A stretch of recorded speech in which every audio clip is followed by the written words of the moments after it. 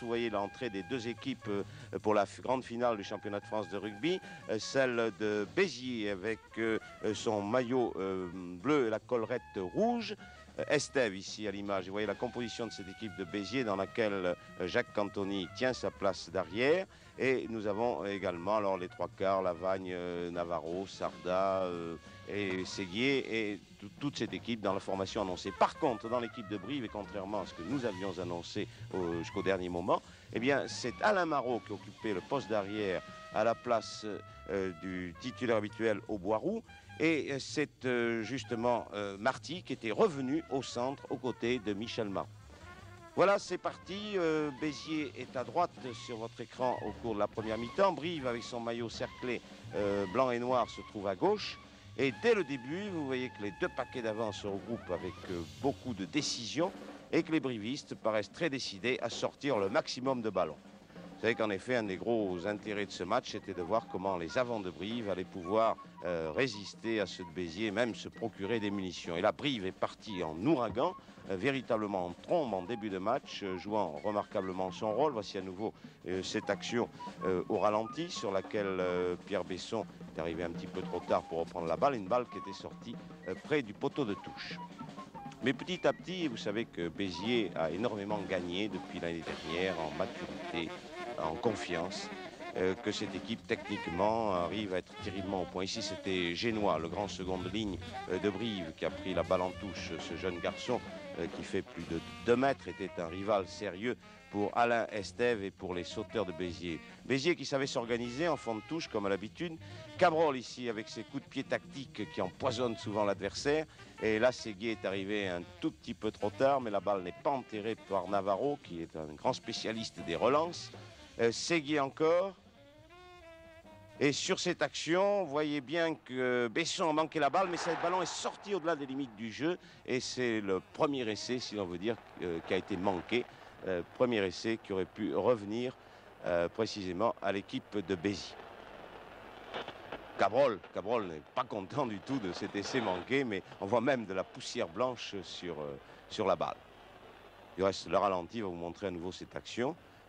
Besson a manqué le ballon et ce ballon, pas de beaucoup, tout petit peu. Vous entendez peut-être du bruit d'ailleurs dans notre studio parce que je suis là avec toute l'équipe de Béziers ici depuis Lyon pour vous commenter ces quelques images du match. Coup de pied de recentrage de Lavagne. Une excellente reprise, mais alors le juge de touche, je crois me rappeler à ce moment-là, avait levé son drapeau. Le ballon était sorti et rentré, me précise gentiment Jacques Cantoni, qui est près de moi en ce moment. Le ballon avait fait un petit tour en l'air derrière la ligne de touche. Et nous en sommes toujours à 0-0. Il faut dire que cette première mi-temps a été très intéressante, qu'elle a vu un rugby de très haut niveau, même par moments, qu'elle tenait toutes ses promesses. Je ne sais pas pourquoi, on l'avait dit, on avait pensé, ce sera une finale explosive, on verra de mauvais coups, etc. Pourquoi? Alors que nous avons en Brive et Béziers les deux meilleures équipes du championnat. Hélas, il y a eu un incident, un dans chaque mi-temps, un en première mi-temps. Ils ne sont pas encore là, ce sont des mêlées qui sont, voyez-vous, rageuses. Mais enfin, disons que lorsqu'on a affaire quand même à deux grandes équipes du rugby français, eh bien, elles savent très joliment se conduire pour disputer une belle finale. Et nous ne voulons pas, quant à nous, qu'il y ait, que ce soit en rugby comme dans d'autres sports, qu'il y ait des mal-aimés. Et vous voyez que les avants de Brive, avec Fitt à leur tête, essaient de sortir le maximum de ballons. Besson qui fait des relances avec les Marot qui sont aussi toujours là, car ces lignes arrière de Brive étaient particulièrement dangereuses, qu'elles sont très bien organisées, qu'elles sont très rapides.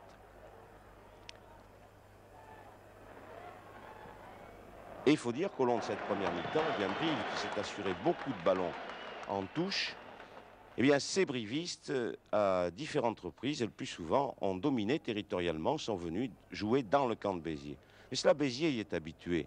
Chaque fois qu'une équipe opère contre Béziers, on l'avait vu en demi-finale avec Toulon, évidemment, elle se lance à corps perdu au départ dans le match. Et c'est, je crois, la première grande force de Béziers, de savoir laisser passer les orages, de savoir résister. une balle qui a été prise en touche par les Biterrois avec ce déboulé. Estève.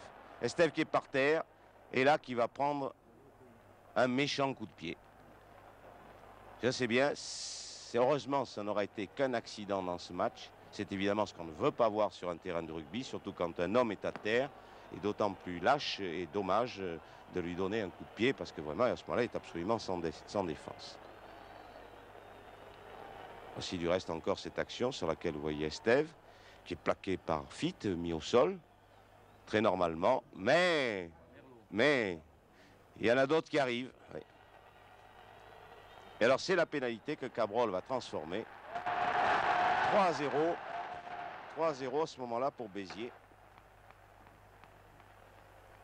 Cabrol qui aura été véritablement un grand réalisateur du jour, alors que Boule Piquante, l'infortuné briviste aujourd'hui, n'aura vraiment pas eu de chance. Le poteau cette fois-ci, il aura tenté 7 ou 8 pénalités au cours de cette rencontre, il n'en aura marqué aucune.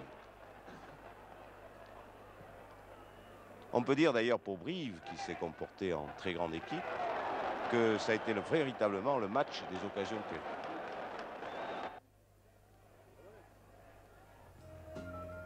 En fond de touche, il y avait une tactique à Brive, ça avait été de placer Rossignol, le pilier, pour marquer CC, le troisième ligne de Béziers.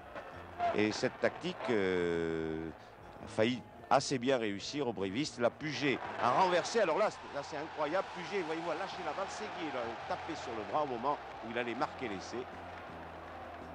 Et là, Séguier a fort bien joué le coup puisqu'il a sorti la balle en dessous à Puget qui allait marquer ce très bel essai pour Brive qui était la conclusion de plusieurs très belles attaques brivistes. Voici à nouveau cette action. Vous voyez le fond de touche avec Rossignol. C'est départ des avants de Brive qui essaient de fixer mais sans quand même insister. Vous voyez, ils ne provoquent pas tout à fait la mêlée ouverte. Ils vont au contact mais ils se retournent immédiatement pour donner la balle. Et vous regardez à nouveau Puget. Regardez Séguier, le coup de main de Séguier. Puget a plongé mais il n'a plus la balle. Et là nous approchons de cette fin de première mi-temps qui aura été une très belle première mi-temps. On doit remercier, féliciter ces deux très belles équipes de nous avoir fourni ce remarquable spectacle de rugby tout au long de cette première partie du match. Là, plusieurs contres. Finalement, Olivier Crin en possession de la balle, éclatant de santé. Et les brivistes toujours bien groupés. Vous les avez vus là, qui relancent des contre-attaques qui paraissent vraiment souvent très dangereuses, notamment par Puy-de-Bois, leur puissant ailier. Il a fallu 2 ou 3 joueurs de Béziers pour contrer Puy-de-Bois sur cette action. Nous sommes en seconde mi-temps. Le score est de 3-0 en faveur de Béziers. Cette seconde mi-temps sera d'ailleurs beaucoup moins intense que la première. Il semble que tout de même la fatigue de toute la première partie du jeu commençait à se faire sentir. La première mi-temps avait été jouée à une allure record. Alors il y a eu de la fatigue, le temps était un petit peu orageux sur Gerland. Béziers mené et Brive petit à petit s'émoussait quelque peu. Là il y a eu une tentative de coup franc sur arrêt de volée, contré par Estève sur ce coup de pied de Merlot. Et Béziers est reparti avec Estève à nouveau qui se comporte comme une véritable troisième ligne en circonstance. CC qui va laisser, mais ça passe, la passe d'Estève à CC a été légèrement en avant. Alors c'est une nouvelle occasion de manquer pour Béziers. Pour être étonné tout à l'heure quand on vous annoncera, vous connaissez peut-être déjà, mais enfin lorsqu'on vous confirmera le score final de ce match, de savoir que cette finale n'a pas eu un score très volumineux au point de vue nombre de points. Et vous voyez à toutes ces occasions manquées qu'elle a été quand même particulièrement ouverte. Là c'est la poussée très coordonnée du pack de Béziers, auquel celui de Brive a essayé le plus souvent de résister vaillamment. Plusieurs mêlées près des buts de Brive. Nouvelle mêlée qui est enfoncée après l'introduction de Puget. Une balle qui est par conséquent récupérée par les Biterrois. Cabrol. Alors là, regardez bien comment Cabrol a passé en revue toute la défense de Brive, pratiquement 6 ou 7 joueurs, pour aller marquer cet essai qui sera finalement l'essai de la victoire. Cabrol très entouré par tous ses camarades. De méchantes langues auraient pu dire qu'il ne savait se servir que de ses pieds. Vous avez vu qu'il savait se servir très heureusement de sa tête, de ses mains, et qu'il était un joueur lui aussi très complet de rugby. Féliciter Estève, les deux barbus, Estève et Navarro, qui se congratulent. Nous revoyons cet essai marqué par Cabrol, qui a passé 6 ou 7 brivistes en revue. Et là, l'accélération, oui. Le coup d'accélérateur, là, était vraiment stupéfiant. Et Cabrol lui-même va transformer. Il a marqué les 9 points du match. 9-0, c'est le score final que va enregistrer Béziers devant Brive. Je ne sais pas ce que Cabrol devra payer tout à l'heure à tous ses camarades. Je crois que ça va lui coûter très cher, car marquer 9 points comme ça en finale, ça doit vraiment coûter cher. Il y avait 36 161 spectateurs payants, c'est-à-dire qu'avec tous les juniors et tous les invités qu'il pouvait y avoir, cela faisait bien les 40 000 spectateurs du stade de Gerland, et une recette de 62 millions d'anciens francs, ce qui est absolument extraordinaire, ce qui prouve le record absolu des finales et ce qui prouve la bonne santé. Et là, c'est Brive qui a cru marquer à la fin un essai qui a été refusé par l'arbitre.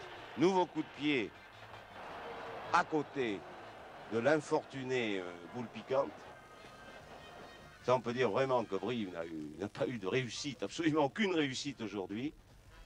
Et au moment où nous voyons ces dernières images sur une attaque de Richard Astre, nous pouvons dire que cette équipe de Brive, qui a fait une brillante saison, connaît aujourd'hui sa première défaite, bien mérite le grand coup de chapeau pour sa excellente production. Vous voyez que Besson, qui se bat jusqu'au bout, qui essaie de percer toute la défense de Béziers.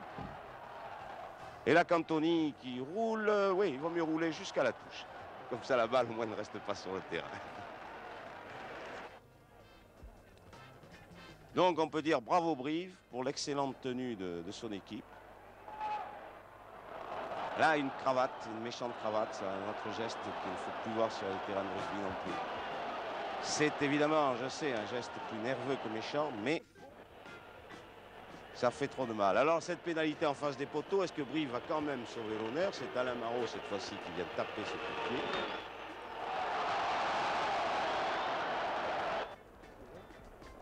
Eh bien, il a manqué. Il a manqué. Il était dit que Brive ne marquerait pas de points en finale. Incroyable, mais vrai. Là, une nouvelle passe croisée avec Alain Marot qui a relancé ses avances. Génois, ce très très beau joueur.